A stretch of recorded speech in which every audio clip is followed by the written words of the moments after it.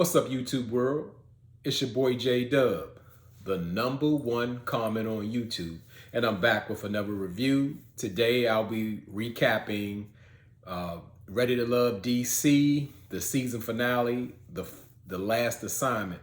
So before I go any further, just for those who may be new to my channel, I do light recaps instead of reviews. Normally I would do a longer version of a detailed review and go over pretty much every scene. So now I try to recap the important parts, and as the #1 YouTube commenter, I like to hear your feedback down in the comments, because that's where I live, that's where I get it, that's where I get the energy to keep going.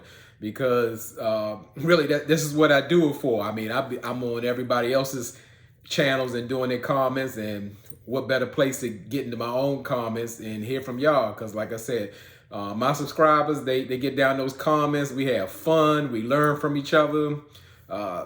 It's just a good time, and that's where it's at to me. That's what this channel's about. And also what this channel's about, we have a motto over here: we say what we say, and just what that means.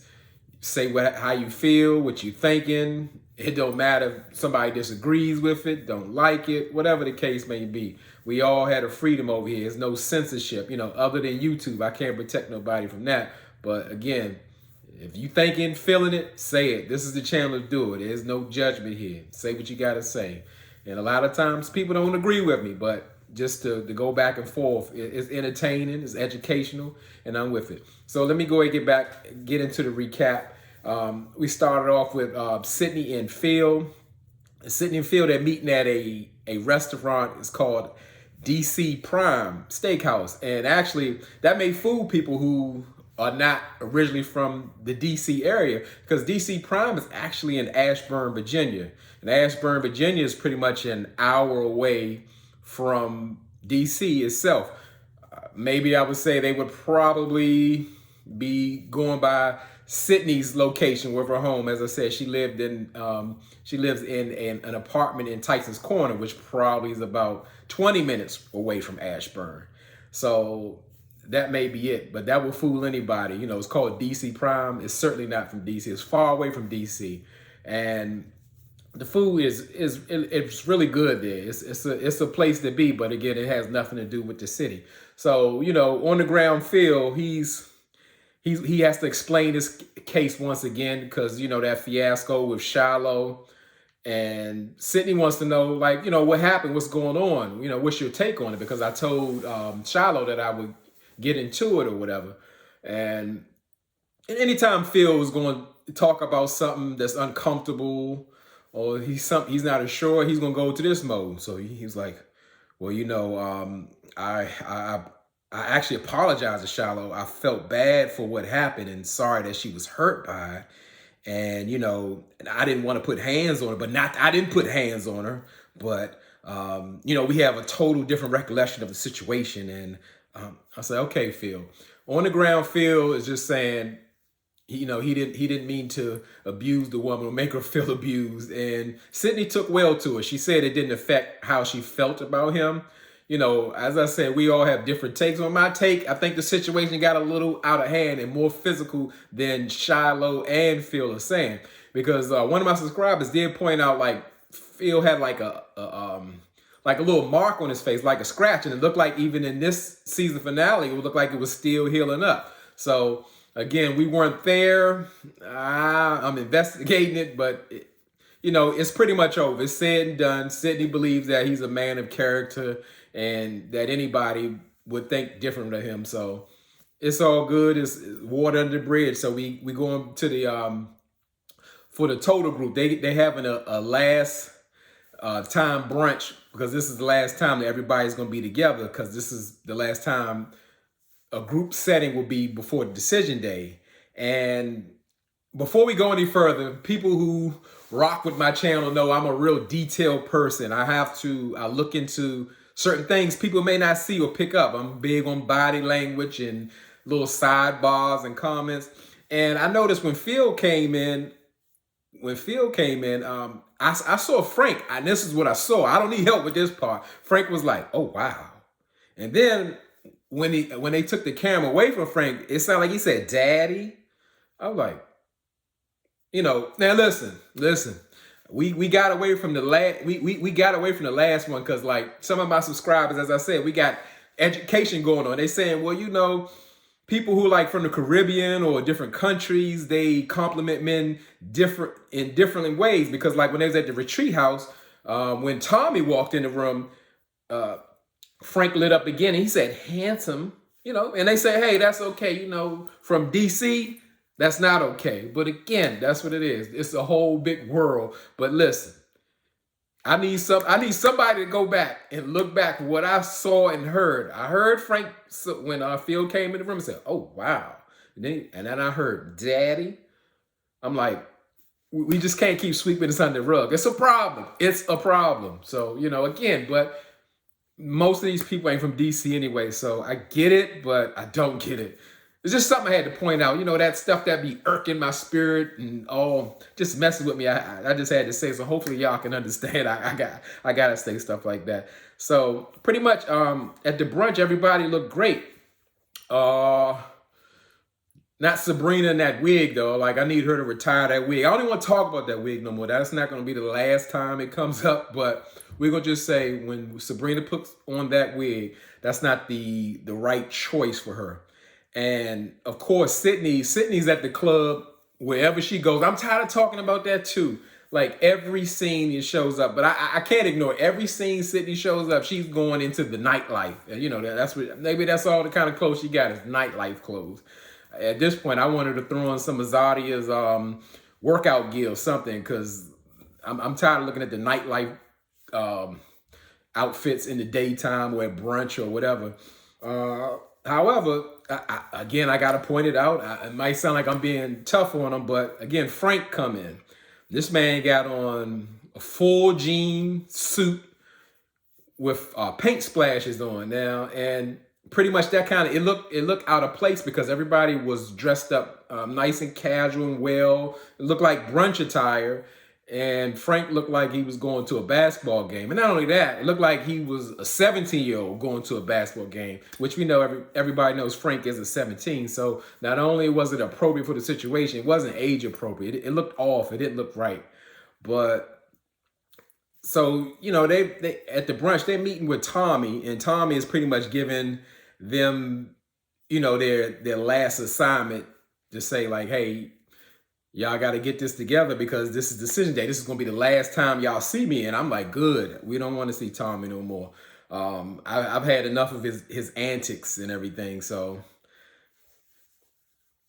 they have to come to a decision because, even still, you see pretty much everybody's coupled up with the exception of Sabrina, Moomin, and Frank because they're all at the table kind of conversing and trying to get it together, whatever. At first, I didn't see Phil really mix in, maybe greet Sydney or whatever. But other than that, everybody was pretty much already set on like who they're going to couple up with the exception of Frank, Moomin, Phil, and Sydney. So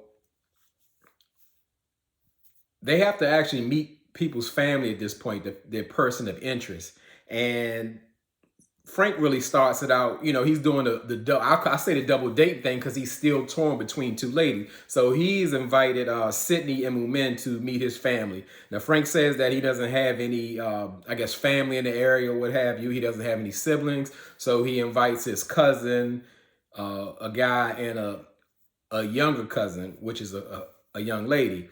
And really, I was like, that's all he had, because I look at the girl, she looked like she's about 16, 17 years old. I don't know how old she was, but surprisingly, she came through with the questions. And I was like, she's engaged. She was like commanding the room, if you ask me, even though his male cousin was doing a lot of talking. Now, I would tell you, just watching the guy's mannerism and talking to him, I don't really believe that's Frank's cousin. I believe maybe that's a co-worker or friend of Frank's, or whatever, because that guy, you can tell he is rooted in DC.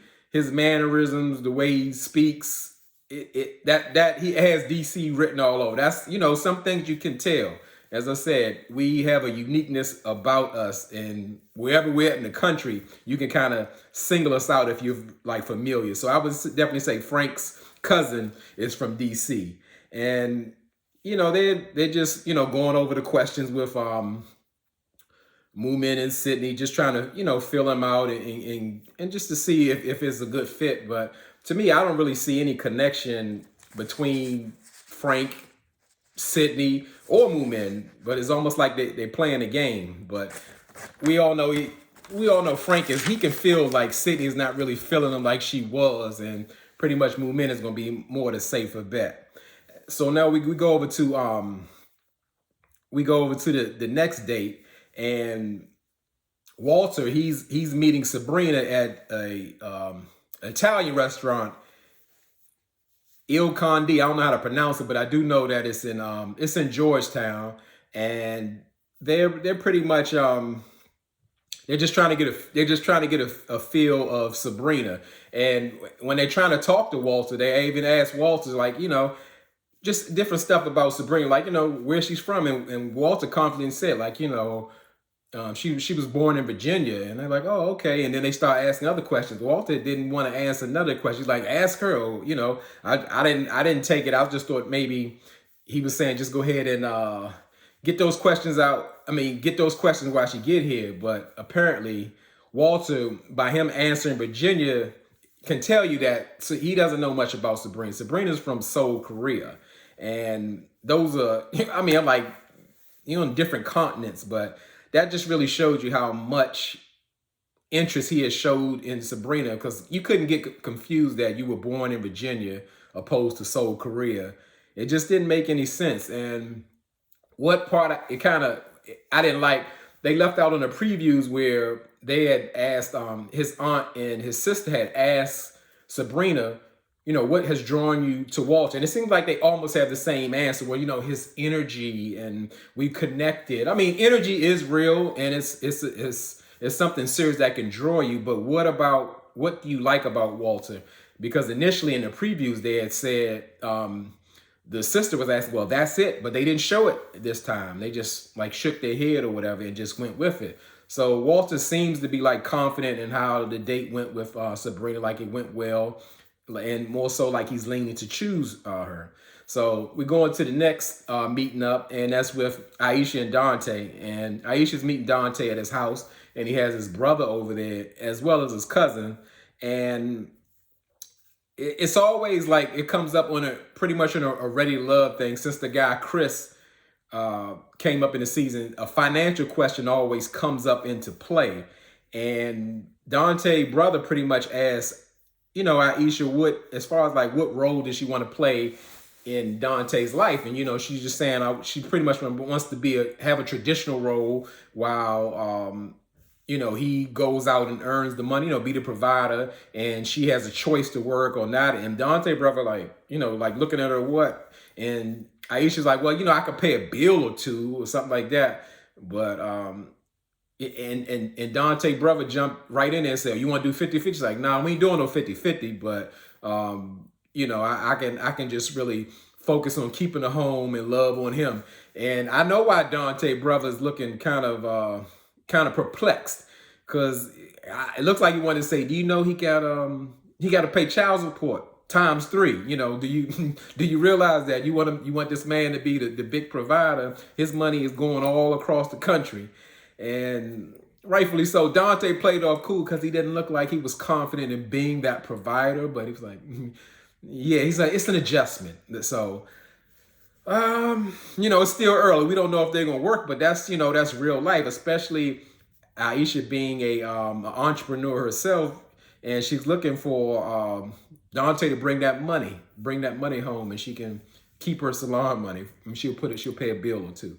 So now we get to Phil, and he's meeting with his aunt and sister, and he's meeting with Sydney, and they're at the Rock Bottom Brewery. Rock Bottom Brewery is an area like where they originally filmed the introduction to Ready to Love, which is in Bethesda, Maryland. It's probably about maybe a couple of miles from upper Northwest DC, and I saw Phil. I guess he hadn't seen his aunt in a long time, and he grabbed her and picked her up. I was like, see, that's what I'm talking about. I bet you that's what he did to Shiloh. I know he assaulted Shiloh just like that, but he did it in England because he don't even like Shiloh. But I'm just joking. I wasn't there. but it just made me think of that, how he just snatched her up and was just holding on to her so tight. So, you know, on the ground feel, you know, his meeting went well with Sydney, and you know, it's kind of hard to tell with Sydney, because to me, I would agree that she's certainly just similar to Frank. Sydney's warm and inviting to everyone. So most people are going to like Sydney, but Sydney comes off slightly more genuine. But to me, she's still playing the game. And so they, you know, they're good. And of course, the women were happy about seeing Sydney. They thought she was very attractive and she seemed nice and she was thoughtful in her answers. And what I guess one thing I didn't like about that conversation, they went too deep on the other guy, which was Frank. And I felt Sydney didn't have to go that deep, but she answered the best way she could. So now it's finally decision day, and they're meeting at the National Harbor. And the National Harbor is like a unique place. Like when they say National Harbor, they mean like of the whole country. It's a place where there's a lot of shopping. They have an attraction called the Capitol Wheel. And they have a lot of residents over there, which is actually where Candace lived in that townhouse over from Real Housewives of Potomac. And, you know, it's just, to me, I don't like the place. It's a place of congestion. But what was really unique about the place, like people don't know, that is the one place that DC, Maryland, and Virginia meets at. Like, that's why they call it the DMV. It's a three-piece. You could actually, at the National Harbor, you can walk to all three locations. There may be a few miles, but they're still like all connected or separated. DC and Maryland is connected on this side, and you go right across the bridge, maybe 5 miles, and you're in Virginia. You can actually see Virginia from the National Harbor. So that is a place, and that's a very popular spot for not only just the location of National Harbor, a lot of our people. That's what, I don't know. We have we exercise in that area because it has a lot of hills and bridges and paths to do. We just get our walk on all the time. We've been doing that for the beginning of time, for years that it's been out. And so pretty much we see, or we already know who's like already coupled up. Of course, it's Walter and Sabrina. They still trying to play us and act like they don't know if Sydney's going to choose Phil or she's going to choose Frank. So they kind of allude to they don't know who's walking towards her. And we know Aisha is waiting for Dante. And overall, I thought the fashions were really nice throughout the segment. I would say, you know, I have to say it again, Sydney is always dressing for the club. You know, she's got a little mini dress on with the sides out. You know, she don't have no panties on because it goes all the way down her thigh. I mean, it's just, you know, like, that's what she do. I'm gonna start calling her nightlife Cindy, even though we ain't got much time to show. I should have been gave it to her. And what was something a little off? I thought Moomin, she had some type of sandals on with like a ball gown. That didn't go, maybe because she was walking on the sand. They told her not to wear heels because she'd fall or something like that. But Sabrina, she found it. To me, she nailed that look. You know how Walter said she looked like a madam. The dress she had on, it reminded me of what a fashion designer would wear. And it was unique. It was like so fitting to her, not fitting in like the style because it was kind of flowy. But she looked really good. Aisha's dress, I liked it for Aisha. I didn't really like the style of it, but it was almost like she had a custom dress and she did look good in it. So, you know, that's kind of a hit and miss thing with this show. And they go into just talk about who's, you know, they're expressing their love or choosing. You know, of course, Phil is going in over the top for Sydney. He's been crazy about Sydney because he chose her, and Sydney tried to do a little pause on it where like, well, you know, but end up choosing him as well. And Phil, thoughtful on the ground, thoughtful Phil gave it looked like some type of bracelet. I don't know if it was a Tiffany or a David Yorman bracelet with her birthstone, which was very thoughtful. Hopefully they still together. He going all out for Sydney. And then we got Frank. And Frank is at the he's in the sand with Moomin, and you know, Frank, he really has to get expressive. And at a time, being a guy who's very expressive myself, I always wonder, I didn't really understand when people, can say like people can actually talk too much or explain themselves too much. And Frank is definitely that guy. I mean, the man, to express his feelings about movement, he had to take a step back and like, I don't know if they had to speech somewhere or he had it memorized. He was just like, well, when in choosing love, you have to choose the right way. And when you choose the right way, your life will go in such a way, will be so wonderful, miraculous, and glamorous. And that, when life leaves you lemons, you have to make lemonade. And for you, out movement, I will always make lemonade. I had to do that one more time because I'll never forget the Frank shake. But anyway, I was tired of listening to Frank, him talking. And okay, you love movement and you want to ride off in the sunset with it. We get it, and we got it. And as far as Aisha and Dante was out there waiting for Aisha. It looked like she was late or something because it was so long. It started changing from light to dark, and I'm like, wow, I don't know what happened, but it got kind of dark out there. But of course, Aisha and Dante late in the game caught that connection, and he telling her, how, he was there for her, and he massaged her tension out, and they're so, now in love, and we'll see what happens. So they're together. But what was like the twist of it all, which gave me a little hope for the show, even though I know at this point these shows want the drama. Sabrina and Walter they had met on the bridge I was talking about, like that walking path that leads to the Woodrow Wilson Bridge that takes you from National Harbor straight into Virginia. And they met at that bridge, and Walter, he was so confident, he felt, just like, positive. He's getting ready to get his lady and everything, and the way he greeted her. But, to me, the energy always seemed fake or off. And that's what I like. Sabrina picked up on that. Even when Walter greeted Sabrina, he was like, well, yeah, look at you. You look like a princess. And she had to correct him in his ear, queen. Oh, mom. Oh, I apologize, queen. Like, she can read right through you. And, Walter's just, they let Walter make a fool of himself. He's expressing how much he cares for her, and and he chooses her and all of that. But Sabrina wasn't behind it. And I knew Sabrina had it in her from the moment when she had told, long time ago, she had told like Corey his game was weak, and that's not how you approach a lady. And throughout the process, Sabrina was saying that she was conflicted in her feelings because Walter was seemed genuine in person, but after the show stopped airing, he's not reaching out, he's not making any kind of contact, but saying that he's still interested. So I am so glad that Sabrina actually told him, like, hey, this wasn't fun for me. This wasn't magical. You had me conflicted about my feelings. The whole time I was feeling you, but it wasn't being reciprocated. It was inconsistent.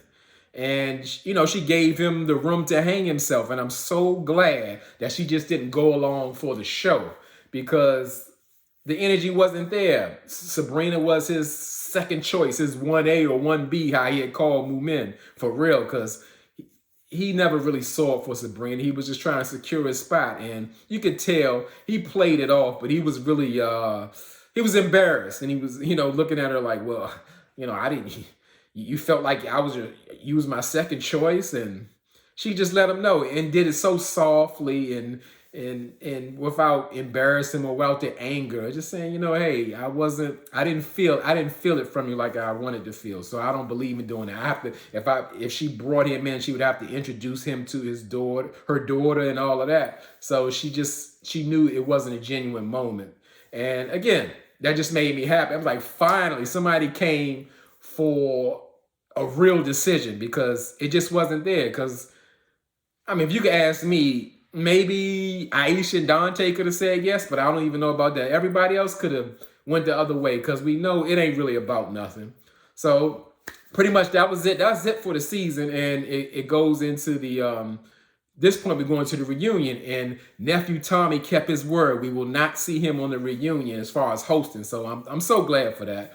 We need a change up. After seeing Love and Marriage Huntsville, I want Carlos King to do all all the hosting gigs, because I mean we need somebody to really get in it, because we need to find out, about Zadia and dig deep in that Phil and Shallow situation, find out who else was involved. I mean, we need a real host.